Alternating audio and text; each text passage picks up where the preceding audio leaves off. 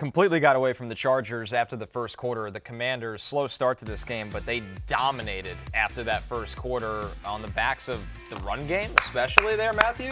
Bill gets 2 touchdowns. I know he had the fumble. I give it like a little one. Yeah, a little. Come on. Like a little clap. Jacory Croskey-Merritt breakout game. The fumble wasn't great, but season highs in touches and snap rate. He played 49% of the snaps.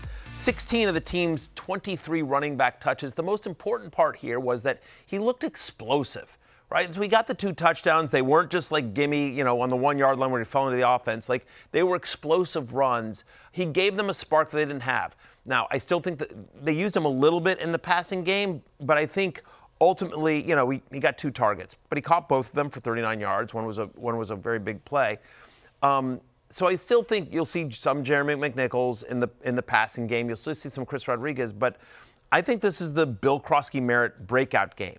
He had 16 touches in this game. 7 of them gained 10 or more yards. Again, there's just an explosiveness to him that this offense thrives on, and they want him to be the guy. It's one of the reasons why Brian Robinson was moved off. And again, he's a rookie, and they're easing him into it. But like, the snap rate is going up every single week. I think he's an RB2 moving forward. I think in the right matchup, he could be an RB1.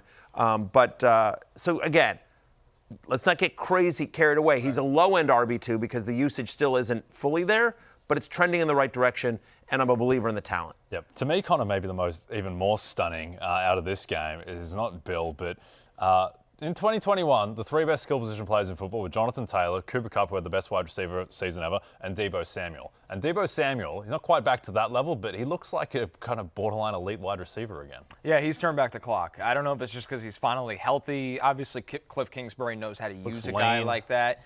And the fact is, contract year always help. Yeah. They need him to be because of the injuries they have at wide receiver with no Terry McLaurin, and credit to Jaden Daniels, who can revitalize probably any receiver in this league right now. Yeah, I mean, I think it's a combination of all those things. I think, probably finally healthy, motivated. I think, contract year, not to say that he wasn't motivated before, but certainly it's different. He's on a 1-year deal. His contract's up at the end of the year. So he's slimmed down, he's healthy. And we said this at the time of the trade, that his skill set and the kind of offense that Cliff Kingsbury runs are a perfect fit. It's one of the reasons why Washington went out and got Deebo Samuel, friend of the podcast, multi-time friend of the podcast. He's been on the show many, many times. Heavy Meat Sauce, which is Matthew's nickname.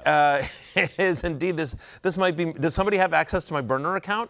Asks JCM or Woody Marks rest of the season. JCM. I'm going to say it's Jacory Croskey-Merritt. Disappointing game for Woody Marks. We liked him a lot this week. He didn't have a big game. We'll get to that later, but. There was a Chubb-a-sance. Yeah. The Chubb rose again. It's really amazing at this point. Full Chubb. Yeah, chubbed up. He did get chubbed up. One Chubb goes down, Chuba Hubbard, and the other Chubb rises. Yeah, there was a rising. Bounce of the universe. A chubby rising. As it always has been.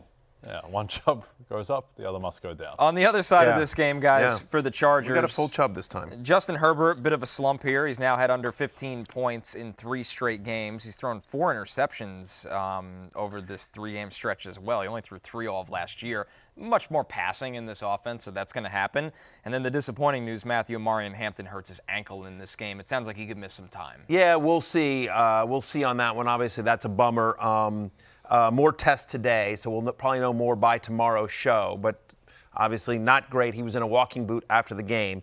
Don't love that. So cross my fingers. If he were to miss time, we'll talk about this more tomorrow, but feels like it'll be a committee between Hassan Haskins and Kamani Vidal. The other thing is that they're not blocking, right? I mean, Sean Slater out for the year, Joe Alt with a high ankle sprain. He's going to miss a few more weeks as well. Like Washington, which doesn't have like the most amazing pass rush, was able to get home quite a bit. They ate him alive, and so I mean, you saw it in the box score a little bit. This is one of the reasons why Justin Herbert had 60 yards rushing. He was running for his life a little bit, but getting to him, getting pressure to him. And honestly, the Chargers had this game. They were up 10-0, and they had the momentum on the side, and then just a couple of interceptions. And then the one that turned the game was the interception in the red zone. Just a brutal pick by Herbert. And again, I think I don't want to say full yips, but a little bit because I don't know that he trusts that line yet. Yeah, nor should he. Yeah, no, right.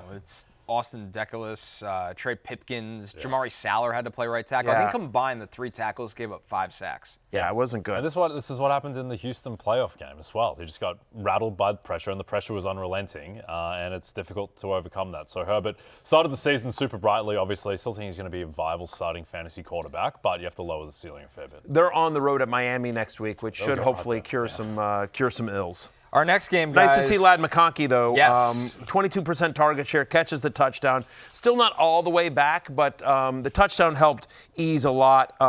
Saw his first 2 end zone targets in this game. Again, the 22% target share isn't massive, but it's the highest that he's seen in quite some time this year. So happy to see. It feels like we're starting to get back to Ladd McConkey. And by the way, if Hampton does miss time, they'll be all pass. Like, all due respect to Haskins and Vidal, it's just going to be passing to those 3 guys. We'll cover more of that on waivers throughout the week. Rodney Gadsden didn't show up in the box score, but he ran a lot of routes. He was out there quite a bit. They need something at tight end. Yeah, they need something.